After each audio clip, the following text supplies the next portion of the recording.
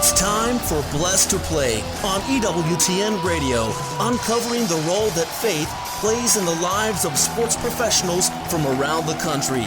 And now, here's your host, Ron Meyer. Fire, score! My guest today is Drew Haddad. He played in the NFL for the Indianapolis Colts, the Buffalo Bills, and the San Diego Chargers. Before that, he played in college at the University of Buffalo, where he'll go down as one of the best wide receivers in the history of that university. Here to tell his story about playing competitive football and also his life of faith is Drew Haddad. Drew, welcome to the show. Thanks, Ron. Appreciate you having me on. Well, Westlake, Ohio, near Cleveland, so you had all your athletic pursuits in that area of the country. Talk about your family, how you got involved in sports, and just your love for playing the games. Yeah, I started at an early age. We my brother and I had an older brother.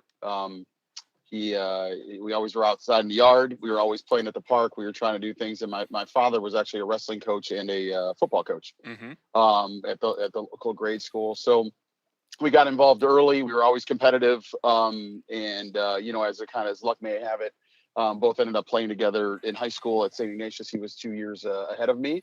And, I owe a lot of my competitive nature and kind of my success to my big brother for kind of paving the way. Now, you would consider yourself undersized for playing football, but somehow you had this grit and determination. Where did you get that from as part of your makeup? Well, I think it started early. I grew up playing every sport. I loved every sport, and my father actually wouldn't allow me to play tackle football. So the fall of my 5th and 6th grade year, I ended up having to play soccer instead, and all my buddies were playing football.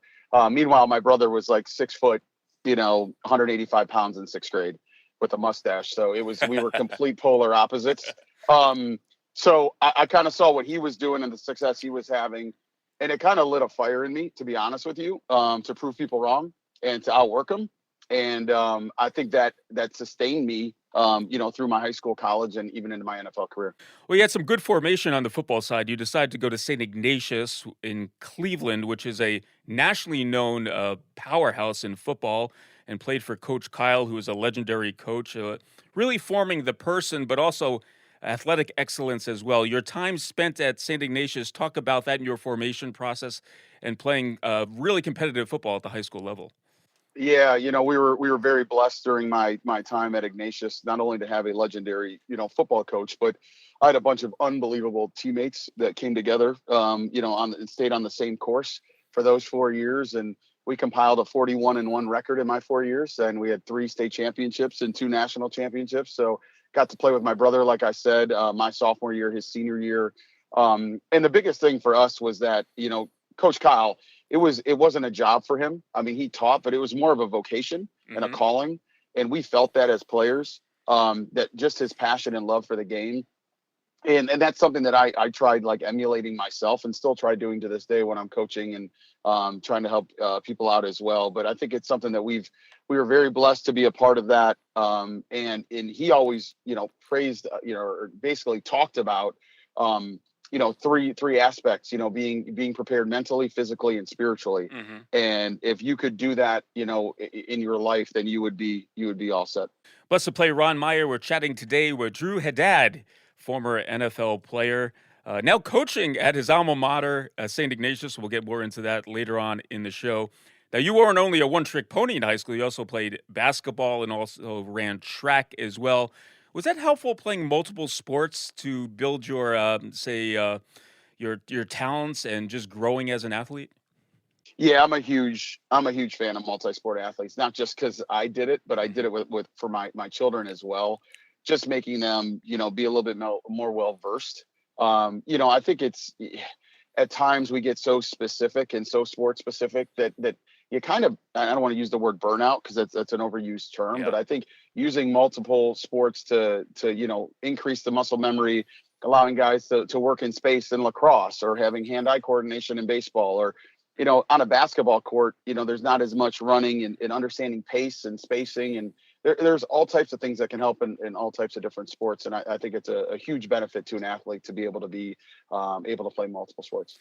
Well, after St. Ignatius, you had to decide what school you were going to go to at the collegiate level. And from my understanding, you were recruited as a defensive back. but I think you wanted to play wide receiver, and there was one school that came calling, and that was the University of Buffalo. Not too far from Cleveland, but definitely a different environment, Drew, in New York State. But just talk about that recruiting process and ultimately going to Buffalo to play there. Yeah, like I said, my older brother kind of paved the way. He got a full scholarship to play running back at Purdue. I had aspirations, I think, to play in the Big Ten and thought I was good enough to play in the Big Ten. But, the recruiting guys that thought otherwise, I was getting looked at by a few MAC schools on both sides of the ball. And at the end of the day, the wide receiver coach at University of Buffalo, Booker Brooks, came to one of my practices. And it ended up being that University of Buffalo was my only full scholarship offer. So my dad looked at me that night and was like, "That's where you're going." So that made it real easy. But no, I loved my time at Buffalo. Got to become obviously very close friends with my teammates there, lifelong friends. We still stay in communication, and we had our ups and downs on the football field. But I think your test is your testimony, right? I think it's something along the lines where we formed those relationships in some hard times. My senior year as a captain, we didn't have that much success on the field, but we still talk about being a building block for the future of the program. And Drew also met his wife at the University of Buffalo, and he married the coach's daughter, from what I understand. So we'll get more into that. His wife, Colleen, and sophomore season, Drew, 67 catches. Wow, I guess you were the go-to guy, huh? That had to be a confidence builder, but just to catch 67 balls and just being a prolific wide receiver at the D1 level, your confidence had to be through the roof. Yeah, it was. You know what? I always had that self-belief. And I think that's something where you hope that it kind of permeates. Football's the greatest team sport there is. I'm not shy about saying that. You need the little guys, the big guys, the fast, the slow, whatever. But being able to go out there my sophomore year and contribute and help the team as much as I did was a really good feeling for me. And it kind of solidified my mindset on where I was at. Well, Drew, you ended your career at Buffalo as the all-time school leader in receptions, receiving yards, and all-purpose yards. So obviously you want to play at the next level, and your dream did come true. So I want to take you through that day, the NFL draft. You were the 25th pick of the 7th round of the 2000 draft. I'm sure you were watching on TV, waiting by the phone. And just tell us about that day, set it up for us, and then ultimately being quite ecstatic that you were going to play in the NFL. Yeah. This is one of those days that I love reliving because, at that time before I was, married or had kids, it was the greatest day of my life. So that Sunday morning, the draft was 2 days. So, the later rounds were on the second day, day 2, which was a Sunday. So my parents had driven in, my brother had driven in as well to Buffalo, had it on in my apartment that morning. I had a feeling just talking to my agent that I would probably go somewhere between the 5th and 7th round.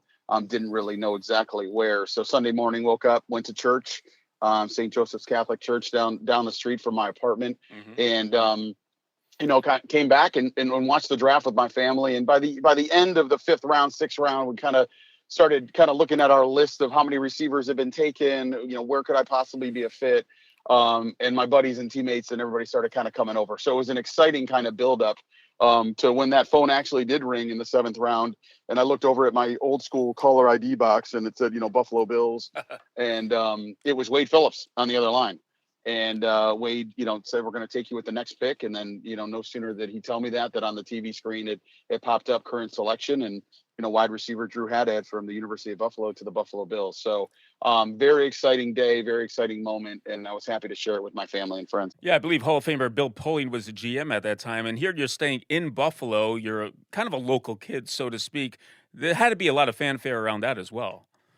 There was. It was actually a blast. We ended up, like I said, after that happened, the next day I was at the local radio stations, local TV station. It kind of went on a full circuit because I think everybody kind of almost adopted me during my 4 years at the University of Buffalo, thinking that I was from Buffalo. Yeah. And it's kind of like the local kid, stays home, and it was a good story. And, I went to training or to mini camp that following weekend and, lined up across from Antoine Winfield, who I knew from, the Ohio football days. And I'm like, wait a second, this is real right now. This just got real. So. Yeah, I'm sure your sense of admiration you had to put that on the back burner and get into the competitive mode when you were in that first training camp. Yep. No, absolutely. And I think that's, that's the beauty of it, man. Like, I think, at the end of the day, your preparation, no matter what you're doing, how you prepare and the time and effort that you put in, you have that confidence. I was very confident that I still could play at that level going against a guy that, whether he played at Ohio State or whether he played in the MAC or he may have played at a D3 school, ended up playing with London Fletcher, another Cleveland guy who had a phenomenal career. And again, it doesn't matter your path. It just matters who you become on that path. Was there an instance or a game, it might have been a preseason game, when you said, I belong? Did you have that moment? Yeah, I mean, I had gotten, I think it was when I was in Indianapolis. In Buffalo, it was a little, at the beginning of my rookie year, kind of back and forth. There were some injuries, and I got put on the waiver wire, and that's when Bill Polian, who actually was with the Colts, it was either going to be the Colts or the Bills that were going to draft me. And so when I got put on the waiver wire, they said they were going to sign me back the next day. They just had to make some moves and whatever, and in that window of 24 hours, Bill Polian called and said, we want you, you'll play, come here, make this decision. And you know what? I did have a leap of faith, and I did. I went to Indianapolis, and in that first preseason with the Colts, before my first preseason game, I hadn't caught punts in practice. I was more of a punt returner at that moment, what they saw me as. Yeah. Hadn't really caught many passes in practice. Actually called my parents and my family and said, do not come to the preseason game. Like, I'm probably not even going to play in the first preseason game, which is not a good sign. And during the stretch line of that morning practice, the day before the game, Bill Polian came over to me and he's like, are you ready? And I was like, yes, sir. And he's like, you have punts the entire game tomorrow night. And I was like, oh my gosh, like, okay, here we go. Here's your opportunity. And then Kevin Spencer, who was the special teams coach at the time, walked over to me and was like, man, I hope you can catch punts. He's like, and I'm like, I'm good, sir. I'm good. I go, I'm going to stay after practice, though. So we ended up staying after practice, catching a couple. And then that following night, I returned a punt 94 yards for a touchdown. That's awesome. That's a great beginning, a confidence booster as well. All right, we're going to take a break, and we're going to continue our discussion with Drew Haddad, a former NFL player with the Colts, Buffalo Bills, and San Diego Chargers when Blessed to Play returns right after this.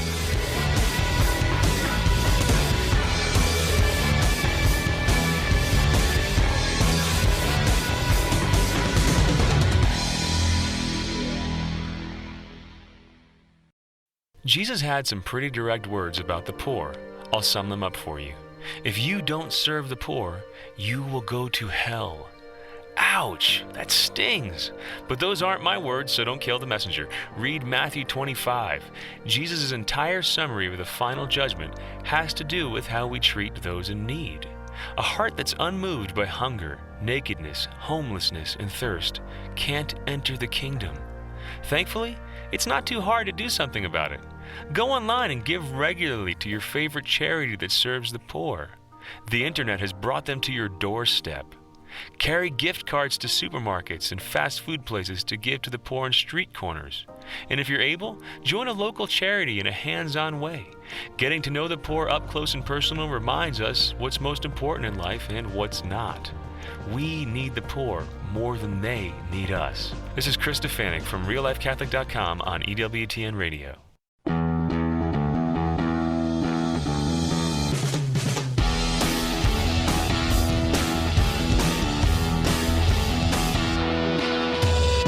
Welcome back to Blessed to Play. Ron Meyer, joined today by Drew Haddad, former NFL player with the likes of the Indianapolis Colts, Buffalo Bills, San Diego Chargers, had a great career at the University of Buffalo, goes down as one of the best receivers in that school's history, broke a lot of records there.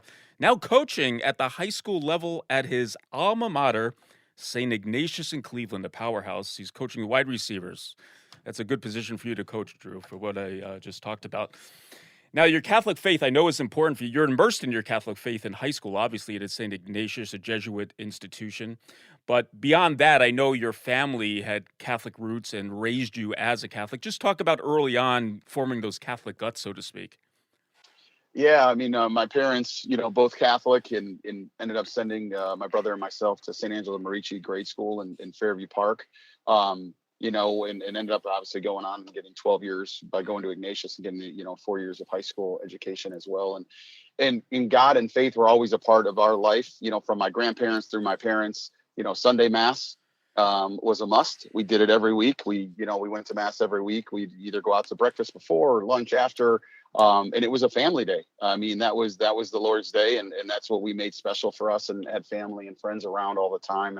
And that's something that really meant a lot to me, especially as I left St. Ignatius High School and went to Buffalo. There was only a few guys on the team that went to Catholic high schools, which was a surprise to me. And, so pregame mass, when they had the mass, it ended up being a couple of us. And I didn't know at the time, but my future father-in-law was one of those coaches that would be in that mass as well. And that's where I think God kind of brought me together with him and my wife, and I think it's, God always had a plan for us, and that's where it all came together. Yeah, that's a great story. So your wife, Colleen, dad's coaching you. He's Catholic. He sees you at mass. It had to be a tough adjustment too, because you're coming from Cleveland. You were just immersed in the Catholic culture, so to speak, and now you're in a part of New York where it's a little bit different, right? And you had to make your faith your own. Was there any resources that you tapped into while at U of B? Yeah, I did. Actually, Father Pat was our team priest. And he was an unbelievable resource for myself and my family when they came. Was a very, very great guy. Actually ended up marrying my wife and I in Buffalo.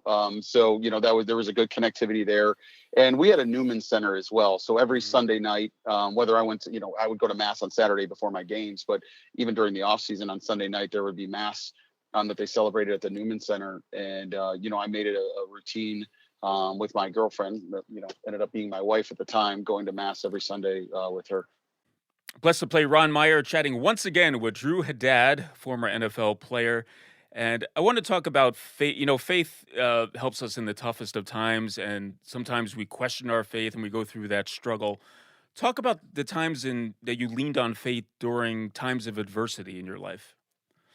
Yeah, I mean, there's been a few. I'd say that I've been blessed with good health, but my wife has gone through some health battles. And I don't talk about it regularly, but she's beaten cancer twice.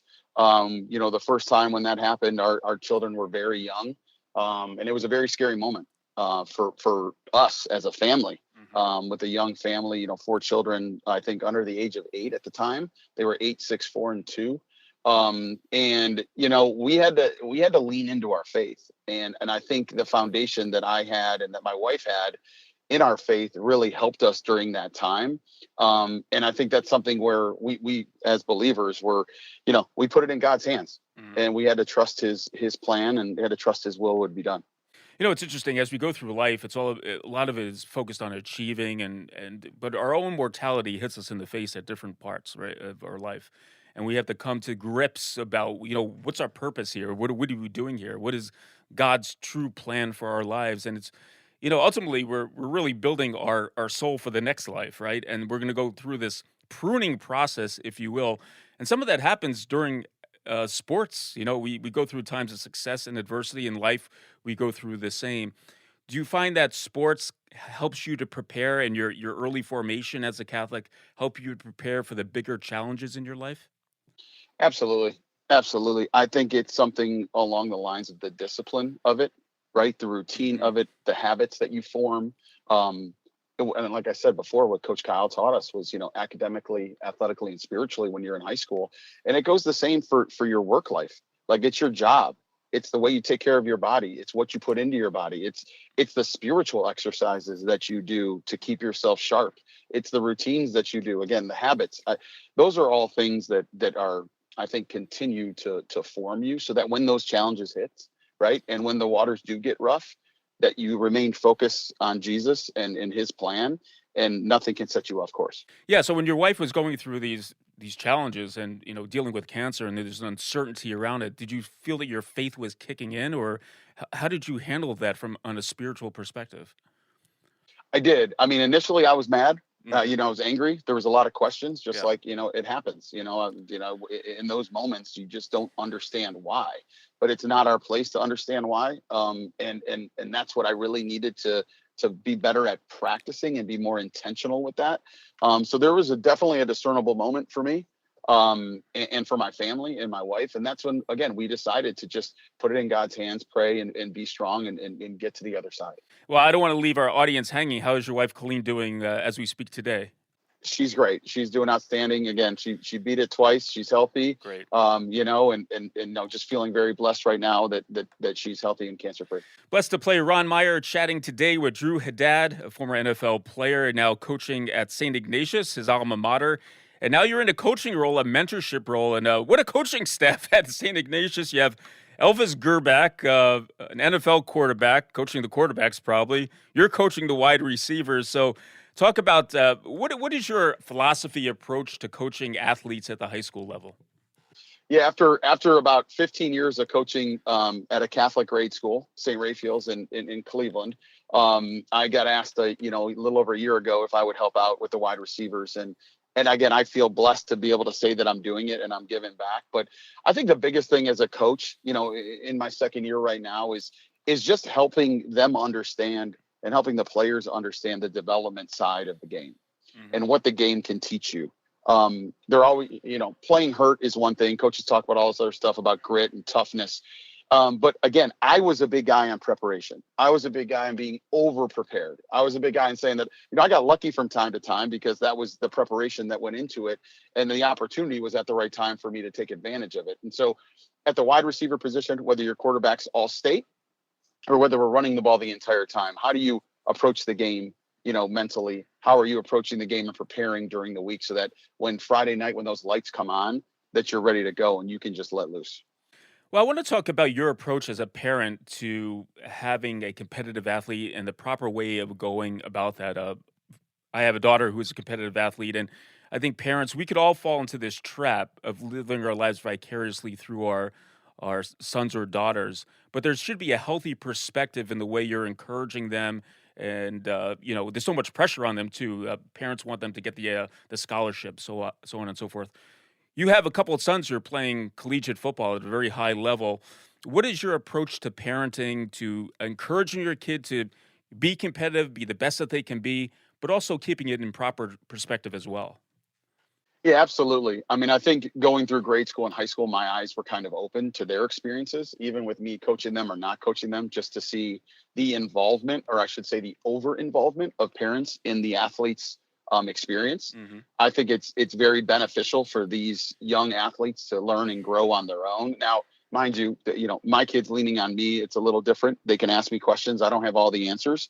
But I think, given my experience, being able to help them and blessed to say that two of my sons are playing in college and my other one's, a junior in high school who has, multiple college offers. I want to make sure that they know that I'm there, number one, to support them.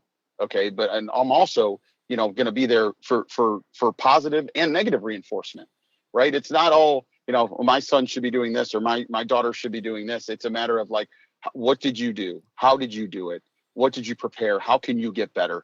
Right. So asking those questions pre and post performance, I think, is a great way for them to kind of evaluate, learn, and grow.